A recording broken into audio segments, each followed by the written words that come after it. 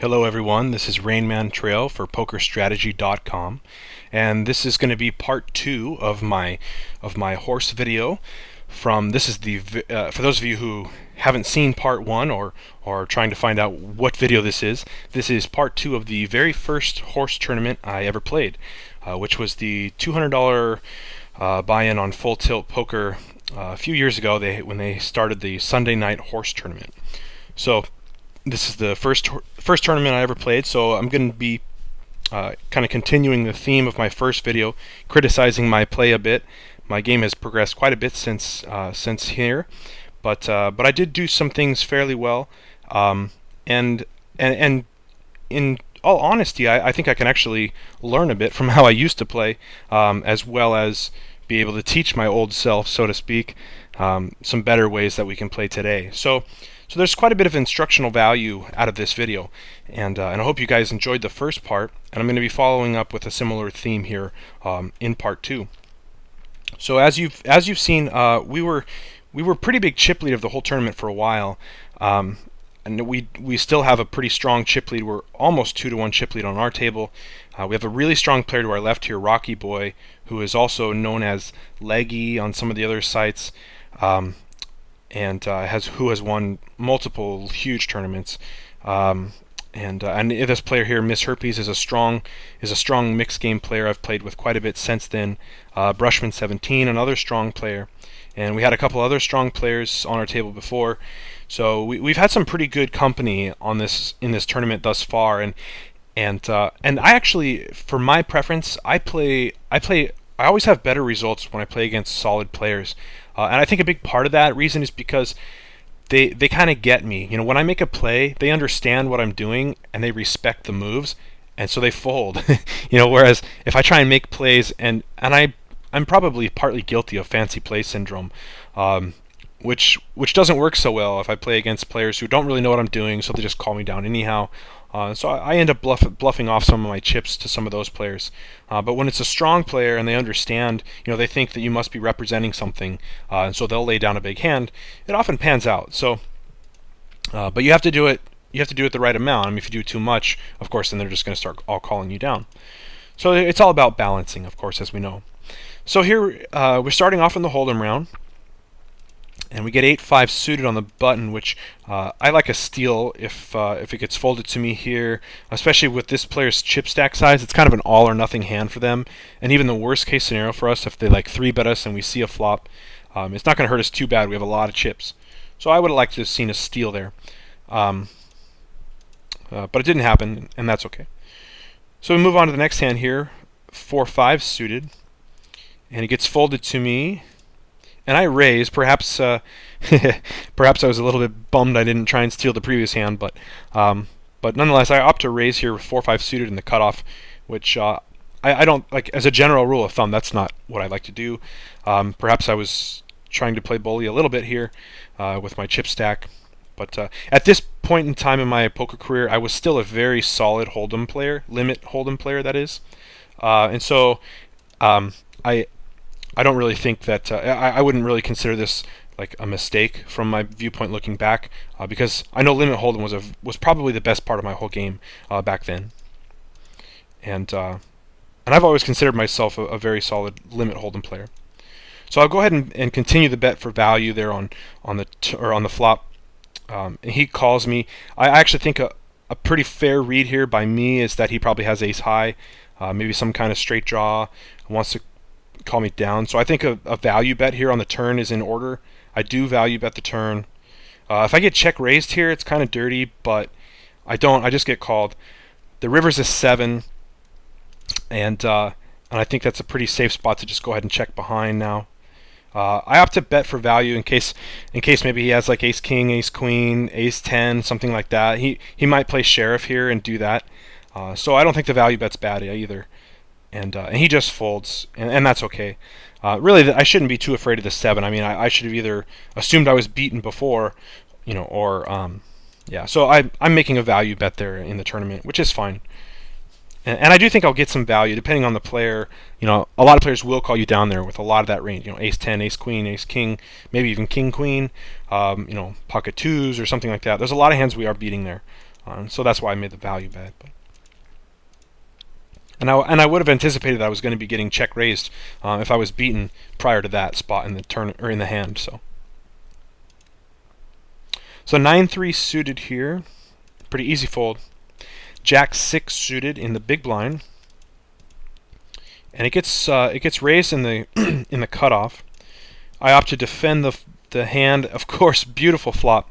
Now I just bet into him here, which I like this kind of play a lot. Oftentimes, when the guy has the ace, he'll often just raise you. You can get a lot of chips in the pot. But the only thing, of course, that's bad about this play is when the other player is tight and passive, and if they miss that flop, they're just folding, and you're getting nothing. Whereas they would have bet had you checked to them.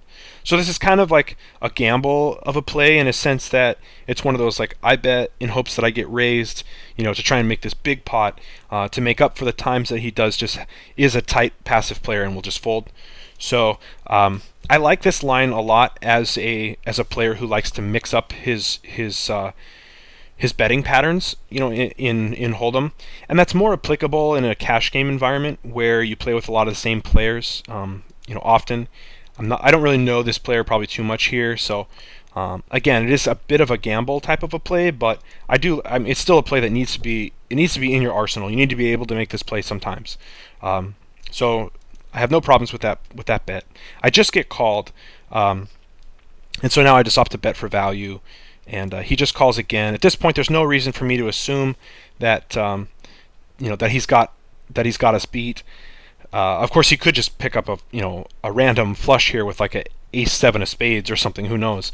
But as a typical rule here, I imagine we're probably going to get shown ace-9 or ace-10, and our two pairs good. So we just bet for value. We get called, and we show our jacks and sixes, and he has queens. Which is equally fine. He can safely call down there with queens. I think that's fair. And I think it probably turns out that we got max value out of this hand.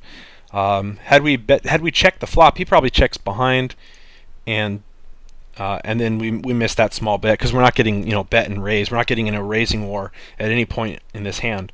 He's going to just play it as cheaply as possible and hope to get the showdown. So that actually worked out well. As played, but you do. But I do want to emphasize you don't want to always make that play. I mean, a lot of times you need to be checking that flop. But it's just important to mix up your game, of course. And there's several factors that can kind of dictate that. Your chip stack, your sort of your reputation at the table, how you've been playing, how you've been running, how your opponents and sort of view how you've been running rather is probably more important. Of course, from a mathematical perspective, there's nothing significant about winning the hand before as to winning the following hand. But as all experienced poker players will tell you, there is a psychological advantage to it. So there is something to be said about playing on a rush because, for whatever reason, the other players will certainly, not all of them, but some of them who are superstitious or whatever will think, oh, he's on a rush, I'm going to fold. And it works. So, and that's probably a big part as to why rushes do come and continue, is because of the psychological aspect of it. So, of course, in mathematical probability, we know that every hand is the same. So here we kind of are faced with the same thing that we had in the previous hand. We are the raiser pre-flop now. We have the second pair, and we're getting led into on an ace board. So, again, no value in us raising there. But with Miss Herpes betting into us here, and with this being her last chips, and what I know about this player now, I would just fold. Now, this is the first time I'd ever played with this player. So I don't know what I did. I did fold, and so that's good. I like that. As a general rule of thumb, though, somebody's not just going all in, with the last of their chips. They wait and they wait and they wait, and then all of a sudden they're going to go on a draw or something. Not very likely. So because of that, I like the fold here. I have to give her credit for the ace, and I do. So I think I'm fairly certain that we save some chips there. Here I folded ace 7 in the hijack, and which I like. Ace 5-8 queen, not a playable hand here in Omaha high-low. And then of course king jack 3-5, again not playable. And here we pick up another high hand. I say another because in my previous videos, if you've just been watching those, I mentioned I really like these high hands quite a bit. So I opt to just limp in early position here because, I mean, they are fairly flop dependent, right? If the flop comes out 3, 4, 5, I mean, you can just throw that hand away. So I do like to see them oftentimes as cheaply as possible, especially from early position. This is a very draw-heavy hand, and it plays well on the right board. So a queen 4-4 flop comes out, which is good in the sense that it's a high hand board, right? There's only one low card on board. So if someone's going to take the low pot, they got to catch runner. I opt to bet into him, and this is definitely some kind of a semi-bluff type hand. I mean, it's a little bit protection, but I mean, it's kind of a feeler bet, so to speak. I want to find out where I'm at. Everybody folds. If I get check raised or something, I just give up on the hand. But I do kind of like to know where I'm at with those boards because they're really tough to play. And that's how I choose to find out where I'm at usually. So here we catch a pretty big hand. Ace 3, 5, 8, double suited. Everybody's folded to the button who's on the steal position and raises. This is an easily re-raising type hand against him. I don't know that I do it in this. I'll probably just call. Yeah, I just call, and that's fine. I mean, I don't have to re-raise there, but it's a very strong hand, and we of course know that. Heads up against a blind stealer on the button.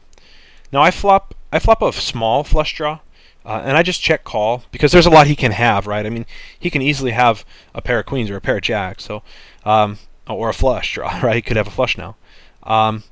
On this turn card, I just opt to lead into him here. I mean, I've got the flush. I'm anticipating he certainly hits some portion of that range, a fair portion of the time. And even if I am beat, I can't lose too many chips. I've got a monster chip stack. He's almost all in, and I still have a backup to a ace 5 low draw. I've got a lot going on in this hand, so I think that merits the bet on the turn. I don't want to check to him, have him check behind with a pair of queens or something, and miss out on that opportunity. The river card pairs the board, so I check to him. I'm not sure that I like that. I don't think there's any reason for me to assume he's got a set of queens or a set of jacks and just now made a full house, or queen 7, jack 7. I think that's a bit weak, and I think I missed some value here. I think my flush, I should anticipate that it's good. Now the tough thing is, was he just calling my turn because he had a low draw? In which case it's best to check into him and hope that he bluffs on the river. So that may be what I'm doing here, which I do just checked into him. And that's exactly what happens. He just had the low draw. So he was just calling in on the turn for the low. And so as seen, of course, I played it correctly, right? If I bet the river, then I'm not getting anything, right? He's just folding. If I check the river, I have the option. I give him the option of trying to steal the pot back, which he didn't try and take, but nonetheless, well played. So king, jack, deuce, 8 in the small blind has no value. We're not going to call. Ace, jack, 6, 6 with a suited ace, jack. And I raise here, which I don't like at all. I must not have seen Brushman limping, or I was just a donkey on this hand. I'm not sure. But I don't like this raise here on the button with another player limping. It's not a strong hand. The 6s are just not low enough. If those 6s are like pair of 3s or something, sure. But this hand isn't strong enough. I don't like my raise here. But of course, I do like flopping a royal flush draw.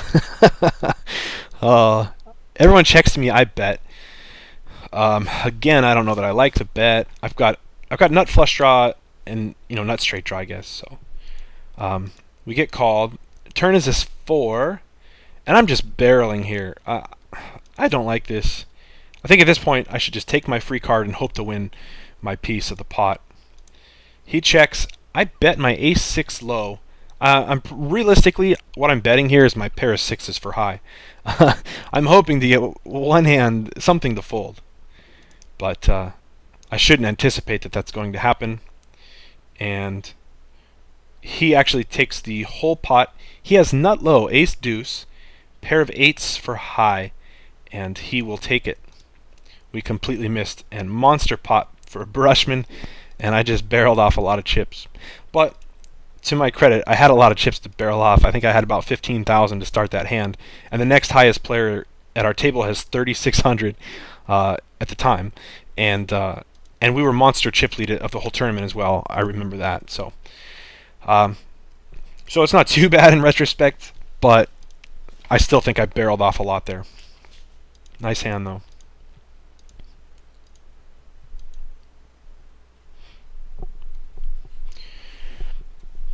And of course he Brushman limps again. I limp with the 3, 5, 6, 7, which is okay. It's a little bit weak on the low hand side, but since they are all so connected, it makes it a bit playable in late position with limpers, or with no raises, I should say. And of course, good flop for us. Ace and a deuce is what we want to see. It gives us the wheel draw, and it gives us a really good low draw. So I bet into them, and they all fold, and that works out. So now we switch over to Raz. First hand of Raz here we get is ace 5 deuce, of course 3 to a wheel, with only one strong card out, the 4, and another low card, the 7. So you may think there is some merit in limping this, but I just want to play it for value, play it straight up and go ahead and raise. We get a caller, and of course we outdraw him on 4th Street, and we'll take the pot. Works out well. Ace King Jack, no value here. And a 3, 4, 5 with a dead 4, 5, 5. Another really strong hand. Gets raised under the gun. I re-raise. And we're back heads up against our nemesis here. He bets into us, easy call. 5th Street comes not so good to us. He could have a made hand now, and we're drawing to a 9. This is time to fold. I called, and I don't like that call. And I really hope I fold here, which I do. But I would like to be extremely critical of my 5th Street call there. That's pretty bad. I should be folding here all the time. So here we have ace jack 4. No value here after another player's entered the pot. There would be steal value here if it had gotten folded to us, but it hadn't. And of course, ace deuce queen. Now this is defendable if it gets raised. If you look around the board, there's only one low card out there, and it's a 7, which isn't that low. And if you want to give him a random range, we're about even with it, so it's pretty close. So it's a pretty automatic raise by him on 3rd Street, and I do defend the queen, and he'll bet into us. Of course, we're going to call. I opt to raise him here because at this point, I think I'm possibly ahead of his range. It's close, but we're really probably still coin flipping with him, but it gives him the chance to let go of like a 2-card brick, and I think he's probably getting all of his chips in anyhow with the 1200 behind, so I just opt to raise it now, make him put them all in. And I do, so we get them all in, and we are the favorite. We have a 3-card wheel, he has a 3-card 8, we have the queen, and he's got a pair. So he improves on 4th Street though, and now basically he has the better draw. We have a queen draw, or a jack draw rather, and so our only hope now is that he pairs again or just bricks off, which he does. He makes trips, and we too pair as well, but our queen jack will take the pot. So that's kind of a dirty beat, but we did have the best hand when we raised it all in on the 4th Street there, so that's okay. Another hand here, 6, 7, 4. We get a limper from the 8, and of course we want to raise our 7. Now, Rocky Boy or Leggy just calls behind, which isn't necessarily indicative of a weak hand, but a lot of strong players will squeeze there against an 8 to try and get the 8 to fold and get a little extra money, free chips in the pot, but you can also kind of slow play strong hands there as well. So he bets 4th Street, which I don't really see a whole. I don't really like that, because if he is sort of weak, and this is why I'm raising him, is because I assume he's weak here because he didn't squeeze on 3rd Street. So I'm like, well, if you're going to bet, I'm going to raise with as many chips as I have. And he re-raises, which is kind of, I mean, at this point, it's just like, I don't know. I think maybe he's just trying to get his chips all in or something. But, of course, I outdraw him on 5th Street, and this should be a standard spot for him to fold. He hates where he's at right now. But the tough thing is, now he's built up this monster pot, and he can't really fold. So he probably won't. He just raises. He wants to get it all in. And I'll oblige. And he does slow play us on 3rd Street, obviously. I mean, in hindsight, of course. I outdraw on, well, I don't outdraw, but I catch a good card on 6th Street, so I have the made hand. Of course, he has the draw, the better draw rather, and he improves to the 9-7, which would have been a better 9-7 than ours, but we improved as well, and our 7-6 will take the pot. So big pot for us. Now we're monster chip lead in this tournament, I believe. We have like 20,000, and Brushman had a lot of chips here as well, but things were looking good for us at this point. And and Rocky Boy wasn't too happy with me saying good game. And we are still in Raz. And of course we pick up the Ace Deuce 5 here. We got a 9 limper under the gun, which actually isn't too bad. I mean, if you look around the board, there's only one low card out there, the 5, and the 8 is obviously a low card as well, but he can't be too scared about it. So if he has a strong 9 here, I don't see too many problems with that. But what I do have a problem with is the fact that I actually have a hand, so it's going to hurt for them if we win the pot, of course. But it gets called by both of them, and we pick up a good card on 4th Street. So this is exactly where we want to be at. And we make our hand on 5th Street. This is as a general rule of thumb, bad news for our opponents. And we've got a lock on the hand right now, but that doesn't mean we have a lock on 7th Street. Of course, they could all be drawing, you know, especially because they haven't folded yet. At this point, like if they, you got to assume they started with a good 9, you know, like maybe an ace and a 4 or something. So I would anticipate that both of these players are actually probably drawing at a 6, you know, maybe a wheel. They're both drawing at strong hands. So even though we do have a good made hand, we can't just assume we have a guarantee on this hand. So obviously we have a lock right now, but 7th Street is still to come. And I actually check into them here on 7th Street because of that. My hand is so face up. I mean, it's obvious what I have, right? It's pretty clear that I should have a 7-6 made here, but the 7-6-5 made here, which is possibly why I opt to check it. But I do think that the correct play here is probably to bet. You know, if we get raised, maybe bet fold. And we run into a 7-5, ace 3, 4, 5, 7, who makes a smart play there, a good value bet by him. So we check called, and it turned out to be the right play, but I do think that a bet is probably in order there. But the tough thing is, if I'm betting there, I should be able to bet fold, and I don't know that I was capable of that at this point in my career. I'm not sure.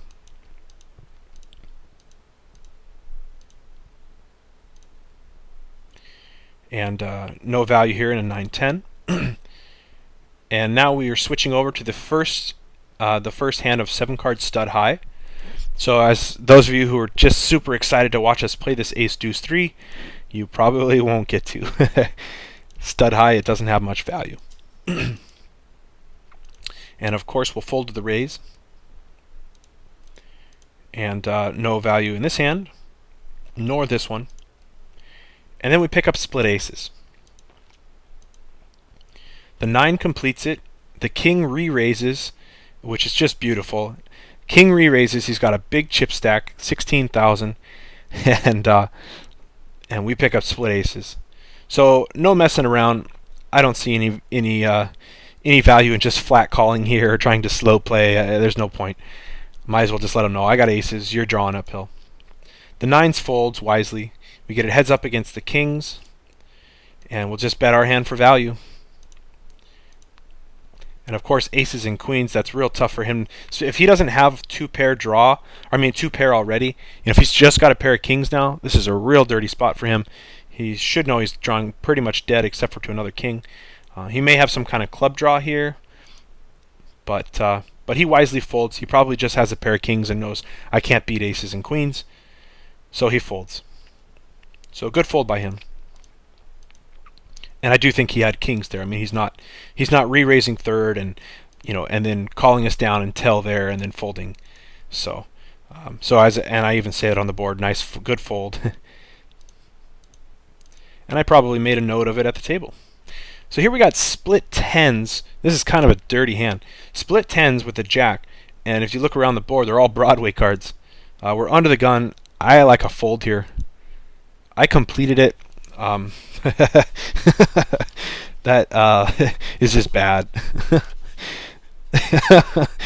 That's funny. I can't believe I was that bad at some point in my life. Nonetheless, I raised. We just get called behind us, which is interesting. And then he checks to us, I bet. Just not good poker here. Apparently I'm trying to turn this into a bluff or something. I don't know. Now he just bets into me with the ace, which I'm not sure that I believe, but it doesn't matter. His queen's good enough. Poorly played by us. Wow. I can truly say it. I am ashamed of myself at one point in my life. That was bad.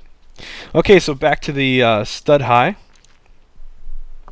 9-3-3 with a dead 9 and a 3. Probably not much merit there. And still stud high. 3-5-6 I have. We got an all-in player. And I can safely call the all-in because I do have some kind of a straight type hand. I mean, it's a portion of a bet. We got the bring in, so might as well. The jacks and the tens both pair their door card. That's pretty dirty for me. I can bow out safely. The tens are going to go ahead and bet. He knows his trip tens are good. The jacks are just calling.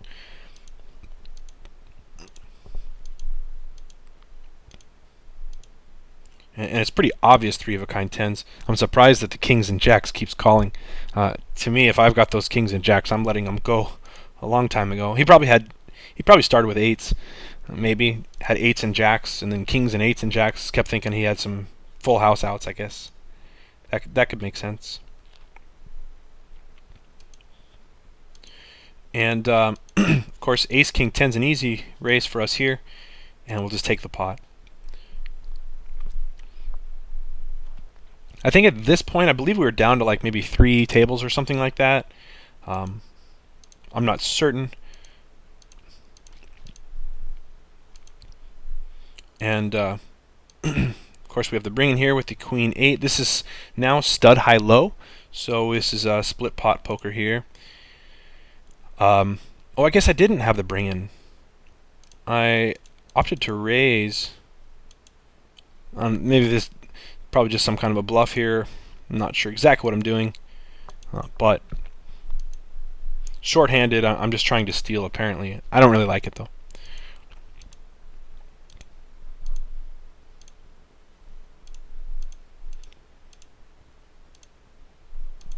But one of the best horse players of all time, Mr. Andy Block, made a comment. He says, "You don't win horse tournaments, you steal horse tournaments."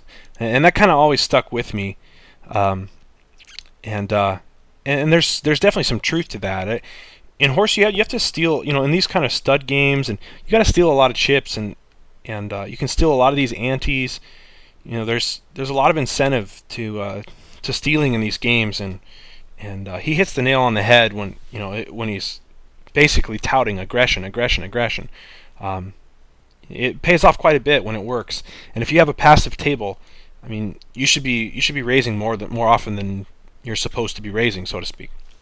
So here we have the made low. He may have a low draw, but we're certainly going to bet our hand, because if he wants to fold just 9s, thinking, I don't like this hand, it's a real tough spot for him, and he may have to give up the whole pot here. He doesn't. He calls. And again, I'm just betting here just in case, just maybe I can get him to fold again, but there's not a whole lot of value in it. He's probably going to call with 9s, and he's probably never, doesn't. Well, he may have a low there some of the time, which kind of makes my bet suspect, but Nonetheless, if I feel like I have a lock on one half the pot, I'm going to bet the hand, because there's always that small off chance that they will fold, and you can take the pot, you can take the whole pot instead of half. So now we've just combined tables. I think we might be down to 2 tables here, I believe. I'm not certain. But we are still in stud high-low, and we've moved over here to the right. And now we have split tens with a dead 10 and a dead 5. We got a 5 for our kicker card. One of the jacks folds, the other jack raises, so we can easily fold our tens. And here we've got a queen in the door, which I would maybe steal with, but we got a limper there, so I'm folding. And here we have the ace queen with a 9. 9, of course, is a hanger here. Ace queen suited has a little bit of steal potential if we're in steal position, but we're not in steal position, and so this is an easy fold. Ace jack 6, kind of similar, steal worthy hand if it gets folded to us, but it doesn't, so we can fold. And queen jack 3, same thing, easy fold. And then we move back on to hold'em. So we start the first hand of hold'em here with the great 7 deuce offsuit, easy fold. We pick up an ace 4 offsuit in, well, I guess this is the, well, it's in early position here, mid position. We are short-handed. We're 7 players here, so easy fold there for us. Should be standard fold, I should say. And then, of course, we get rockets. We ran well in this tournament, and this is evidence of that. And we raise, of course, the ace is under the gun. You can limp that if you want. Sometimes in limit hold'em, though, I just raise most of the time, unless there's I've got good incentive. If there's players at the table that will just fire away, then maybe play tricky or whatever. But otherwise, just play the hand straightforward. Now, I opt to raise right now, and this is kind of a interesting spot. I do think that Bronco has a hand here. I think that he's betting into us with a pair. He could have a pair of, he could have trip 8s, of course, and just be trying to really get us to go for it. But I like our hand a lot. I think, and the question is, do we? And this is kind of the back and forth limit hold'em line that a lot of players choose. A lot of times you just call the flop to make the raise on the turn, and you get more value on the turn. The tough thing about playing the hand that way is that it's so face up. You turn your cards face up, and if the other player is a good player, they know exactly what you've got, and they're gonna fold. Unless you mix it up with your range, but then it gets kind of a bit of metagaming, and so because of that, I opt to raise now, which is fine. You certainly want to have both plays in your bag, and he just outright folds.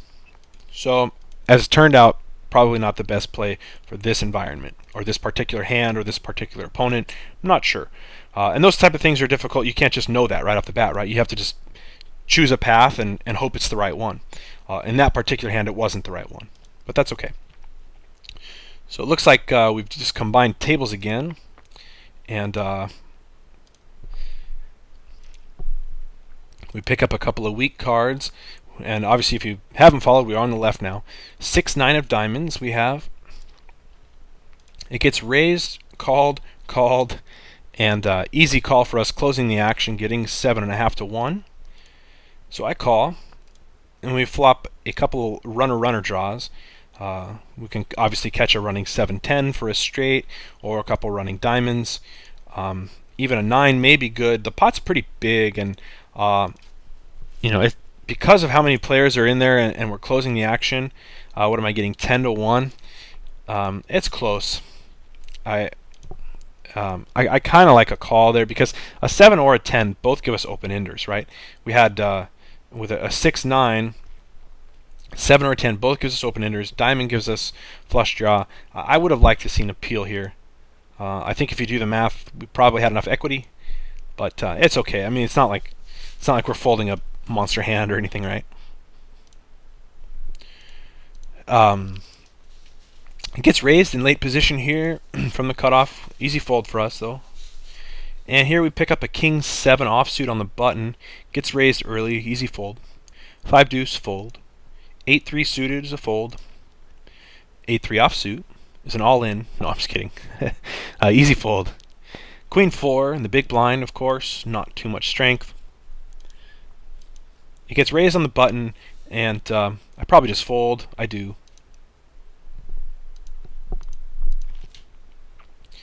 Again, another fold.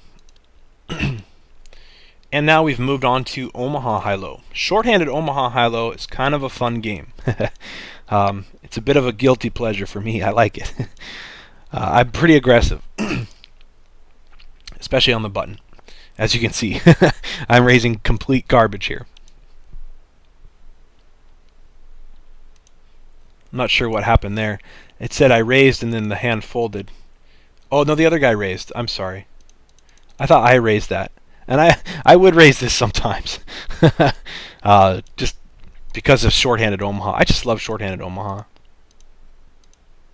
But you've got to read hands. You've got to be able to read players really well to profit in shorthanded Omaha.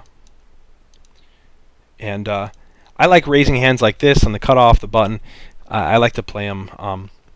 But in a tournament setting, it's not really... I mean, that's probably more of a cash game environment that's more fun. In a tournament setting, you can quickly dwindle your chips away by running into a couple hands. So you've got to have a pretty big chip stack to really make that the right way to play.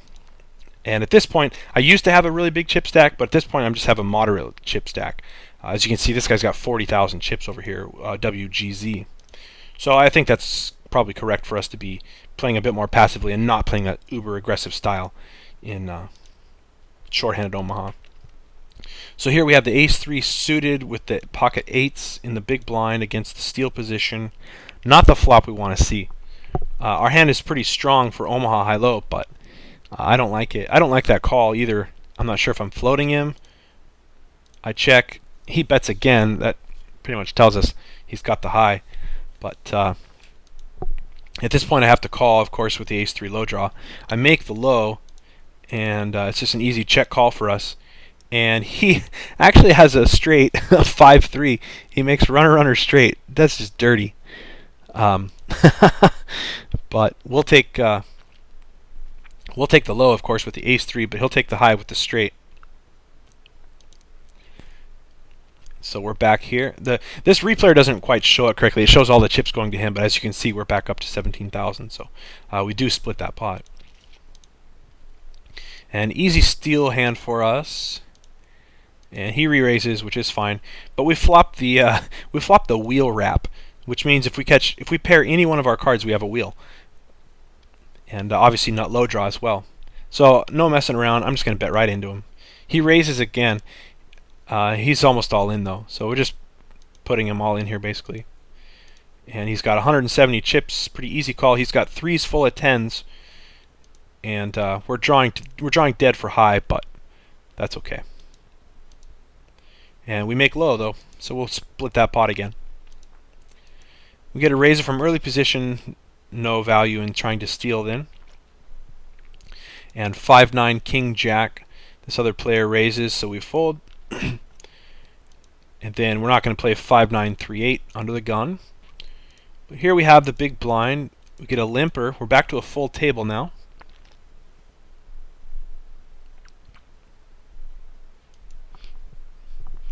We've got a caller on the button and a all-in from the small blind. We can check the flop, or check, of course. We flop king-high flush draw with a really, really bad low draw. We check, and everybody checks, so we like that. Of course, the gin card for us on the turn is the ace of hearts. Gives us nut flush now. We have a 3-8 low, so we definitely want to bet our hand, try and drive out any low hands that we can that are possibly weak. We don't want someone calling with a 7-5 low and taking half the pot. So we got to bet our hand. And it looks like we have a lock. So we'll go ahead and take that whole pot.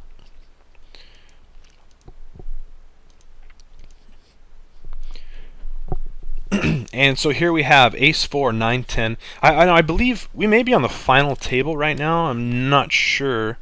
I think we are. I'm pretty sure this is the final table at this point.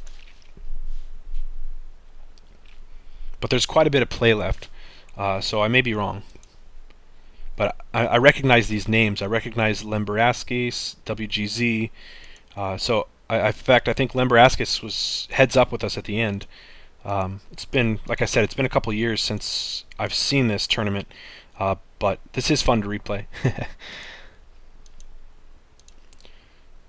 So I just come out betting. I've got ace-4 low draw, which is a decent low draw in this position. Top pair, top kicker. I do get raised. I just check. He checks behind, so he may have been trying to raise for the free card type of a thing. Not sure exactly what he had, but at this point, I figure he's either got us for high or he's got us for low, and I don't see too much value in us betting here because we do have a two-way hand. Like, we have something, and but we don't have a strong hand either way. But it is possible for us to take down this whole pot here just by checking it down. So I don't see too much value in us trying to like represent half the pot in hopes to get him to fold the other half, because I don't think he's folding anything that beats either of our high or low hand. So I just check, let him bet it, and I'll call. He's got the ace deuce for nut low, but we'll take high with nines. So it was kind of one of those hands where he had us beat one way or the other, but probably not both. But there wasn't much value in us trying to steal in that particular spot, or semi-bluff raise, I should say. So moving on here, King Jack 3-6 double suited. I don't like. And now we're into Raz, of course. Queen in the door, no good. And this hand is too early for a steal. Queen 10 deuce, no good. We have steal potential here. It's short-handed, so I don't think I like it. I'm not sure exactly what the limits are right now. If it's 1,000 here for us to raise with two low cards behind us, one of them being an 8, I think that would be okay. But it's close, and a fold is certainly fine.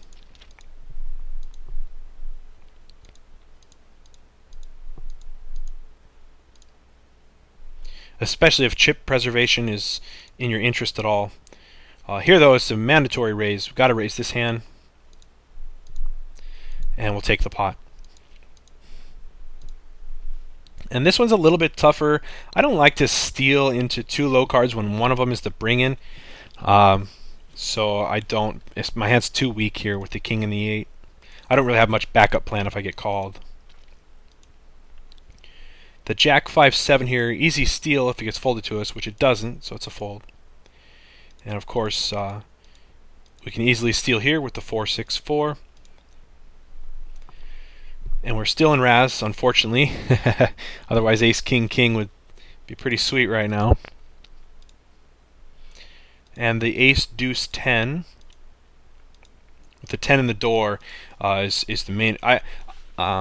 If I had the ace or the deuce in the door and things were switched and I was in Gopher's face, I would probably flat call here, try and float, see where he's at. He could be on a steal range. But because our 10 is in the door and there's a low card deck behind us, this is an easy must fold. I say must fold, but you might see me making that call against certain villains in certain positions, but I assure you the situation would be different if so. So here I'm just raising my 9 in the door, which is a bit weak, but I know that I'm ahead of his random range. When I say his, I'm talking about the guy with the ace. There's only one low card to act behind us.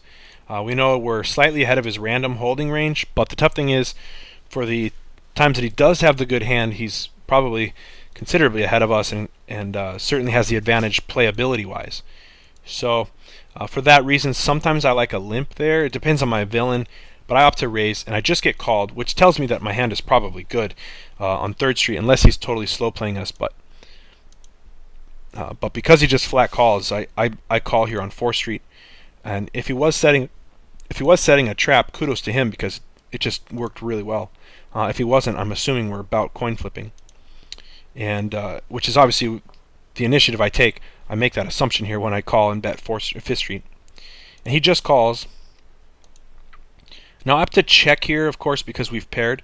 Really, my only chance at this pot is if I bet and he's paired that 5, and then we'll fold. But if he has paired that 5 and then we'll fold, we still have a pretty good draw. And so I opt to bet into him here on 7th Street. Of course, I I make 2 pair, I have to play the king. But he doesn't know that. He's got to anticipate that we've at least got the 9 made, but I'm kind of playing it as though we may have a better hand made, but it's certainly a bluff. Playing a king 9, of course. And it works out. He can't beat a 9, and it's real tough for him to call there if he can't. So good, a good steal attempt from us right there.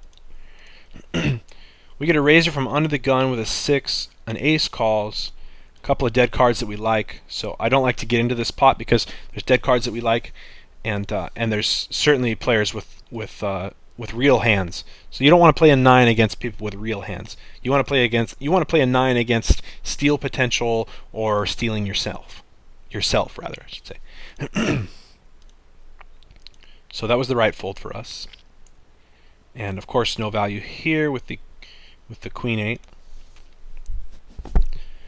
And here we have another steal potential type hand, but it gets raised under the gun, so we're not going to be stealing. And another situation, but the 9 actually raises out at the gate, so no steal value out of us. And we've now moved on to 7-card stud, which is why we have the bring in. And there's 3 aces out there in stud high. And we pick up a bit of a Raz hand, but this is kind of a dirty Raz hand anyhow. We don't really like it. We see the 8 raising. He figures, nah, none of these guys have a pair of aces. And apparently he's right. And he'll show it. He wants you to know. So here, of course, we have a pretty big hand. Suited ace, king. We'll just raise, even though there is an ace behind us.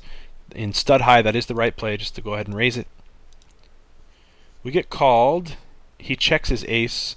I go ahead and bet, and he will fold. Next hand we have here, 7-4-8.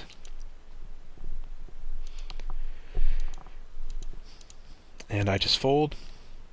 King 9 queen. If it gets folded to us, I would steal here, but as played, I like the fold.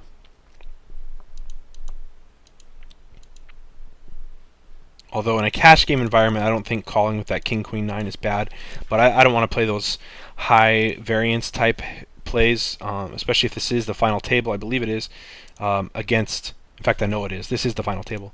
We don't really want to play those type of hands against chip leader when you're second in chips in a tournament setting. That's not the time. That's not the time to be playing thin EV spots.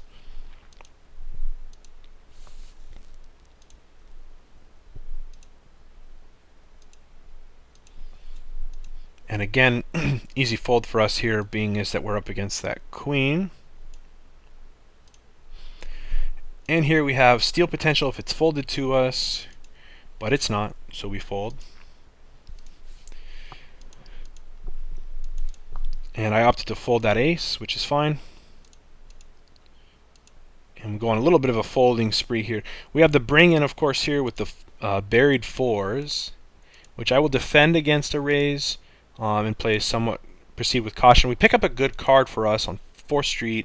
Again, we are up against the steal potential, but a lot of players will just go ahead and fold. You know, those like an 8 in the door here, but he is chip leader, so this is kind of a tough spot.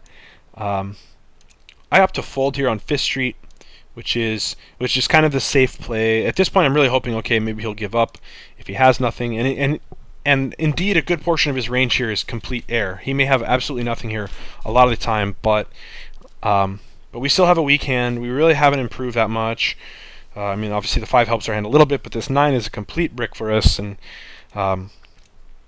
now because it is the double bet street, I don't really want to risk too many chips. I mean, it's going to cost us 12,000 in chips just to find out if we're any good, right?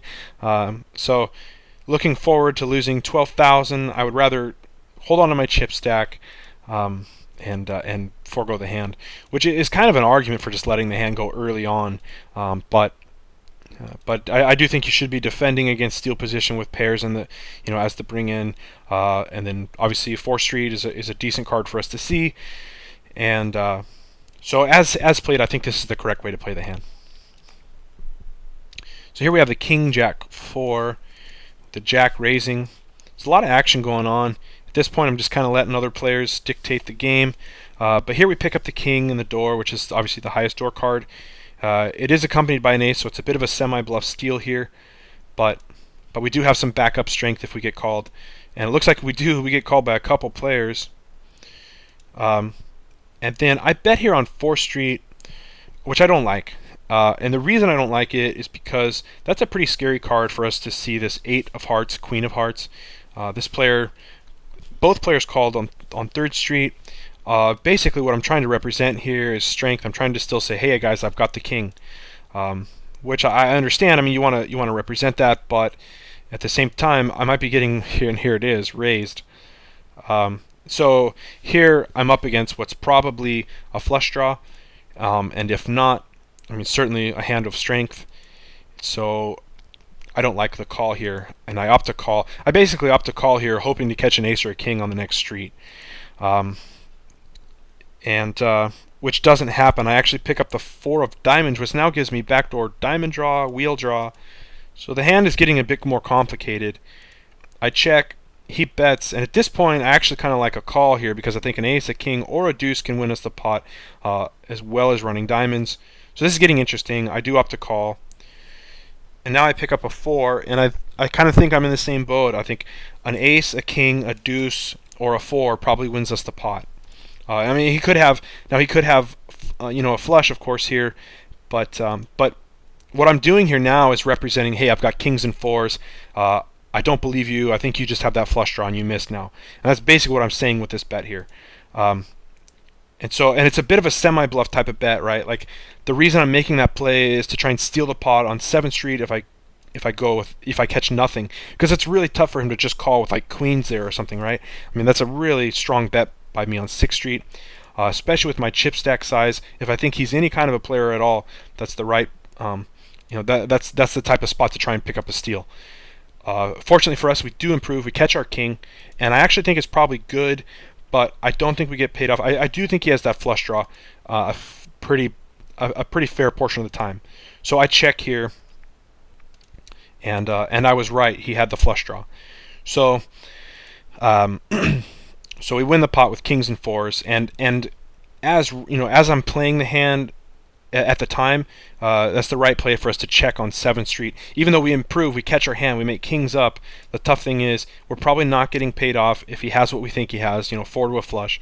He probably misses, makes nothing, or he makes his flush and raises, and we lose more chips. So it's best to check there. Hope to get him to bluff. Try and steal the pot when he misses. But as played, that's the right line.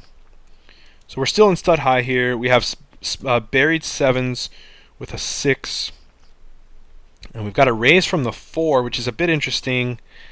The ace folds, and I fold as well, and I think that's fine. I don't think he's raising here with this 4, like, without something considerably better beneath. I mean, there's an ace behind him. This is stud high. This is not stud high low.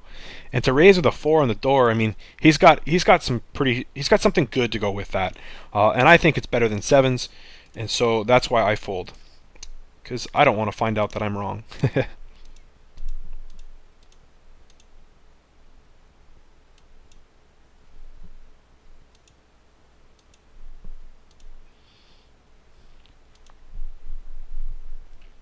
And we're still in stud high.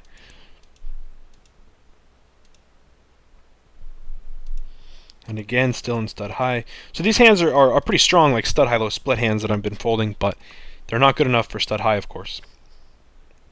And here the 4 in the door doesn't give us any steal potential. And now we've moved on to stud high low. So this is the first hand of the stud high low in this round. We have the 8-6-4. And that's obviously straight potential and low potential. I just call, which is a bit passive, but that's okay. I mean, it's not a strong hand.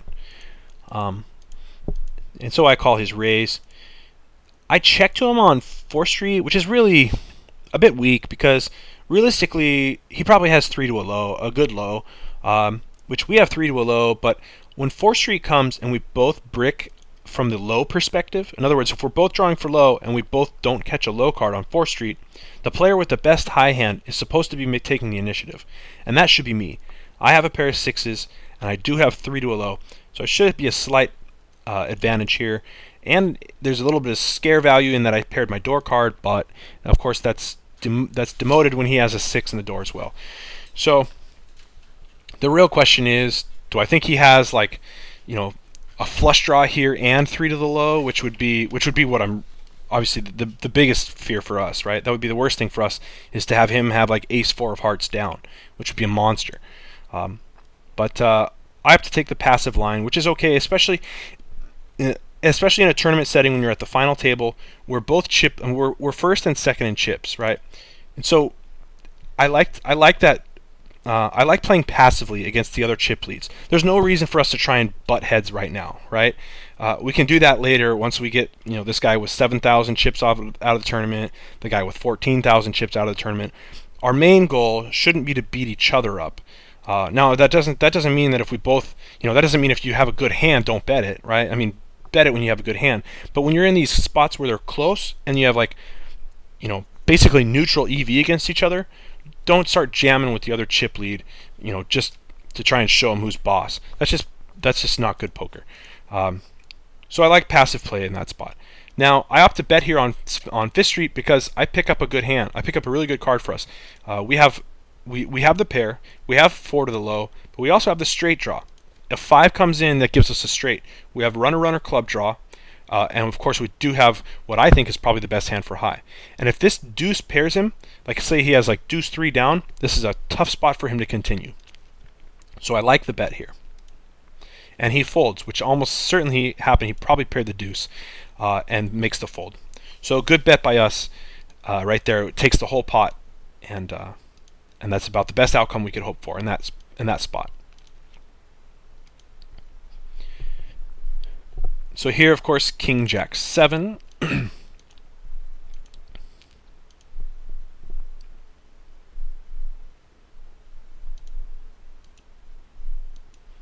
And of course, no value in this hand. And ace 6-3, which we really like, and we will call. No, and again, no value in like jamming it, raising with him. 4th Street comes bad to us. We're up against what's almost certainly a high hand. I think the correct play here is to fold, which is what we do. Now we pick up a high only hand. Got a couple of limpers, which in a cash game environment, sometimes I kind of like to limp behind, but the tough thing is, especially in a tournament, you know these guys are both drawing it low. We're going to have to parlay our hand to try and beat both of them out. We're not going to win the whole pot often enough, and our high hand isn't that strong. It's not made yet. So I like the fold.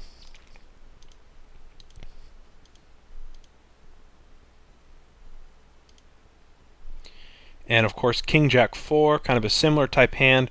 It's that draw hand that, you know, that plays somewhat well in stud high. There's a couple dead clubs out there. I like the fold.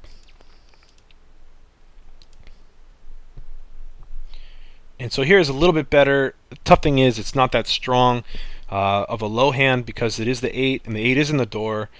The 5s, 6s, 7s, there's a lot of low cards out there. We need to make a low. So it's a bit rough. I opt to raise, possibly because of my chip stack, and it is a hand. I mean, we have something, right? It's not like this is garbage, and it works out. It works out. We get the steal. So again, here this one's an easy steal. Of course, we have the ace with the suited 8, and we're in steal position, and we have a hand. So it works out again. We take the steal. So the next hand here, easy fold. And no sense in tallying, going toe-to-toe with the guys who are already entered the pot with a hand that only has value in a steal situation. So here again, we're obviously in stud high-low again. It gets raised by the king, re-raised by the ace, who doesn't have a whole lot of chips. He's putting a third of his chips in with his re-raise. This is what we like to see. 2 of the low stacks going toe-to-toe, and then there's another player over here that just has, that's almost out. So I opt to call here, and I think the main reason I'm calling here is because of the potential to take two players out. I don't have a strong hand, and really I should be folding. But I think that's probably my mindset, is saying, okay, if I can just make something big, I can take both of these guys out, and that would be phenomenal. So now, of course, I'm up against two guys with high hands. I have the low draw. So at this point, I really like my hand. All I got to do is make the low. It works out. I make the low now. But even better, I now have a wheel draw. I could take this whole pot. So this is, now we're, in my estimation, we've got this is what I call a jelly roll. We have a guaranteed half the pot. Now we don't have a guaranteed half the pot. I suppose it's possible that Lemberakis has like split aces with like a deuce here. You know, like a pair of aces and a deuce, and could make, you know, runner better low or something. But we almost always have a jelly roll here. And a jelly roll is when you're guaranteed half the pot and you have a chance at the other half. When this type of hand shows up, it's time to put all your chips into the pot. So we'll bet, and he just check raises all in, which is fine. He is drawing absolutely dead to the low, and we have a jelly roll type hand. And we don't make the wheel. If we catch the 5, obviously we win the whole pot. It doesn't happen, so we take half the pot, and he'll take the other half. The chips are all in front of him, but it's a split pot. You'll see our chip stack go up here. It's just the replayer showing it wrong. And there it goes. Now we've got our chips.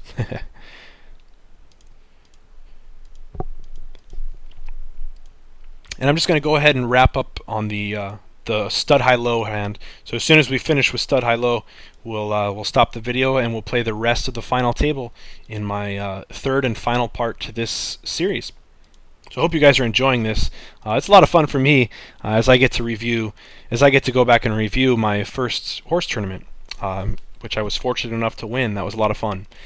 So again, this is Rainman Trail for PokerStrategy.com.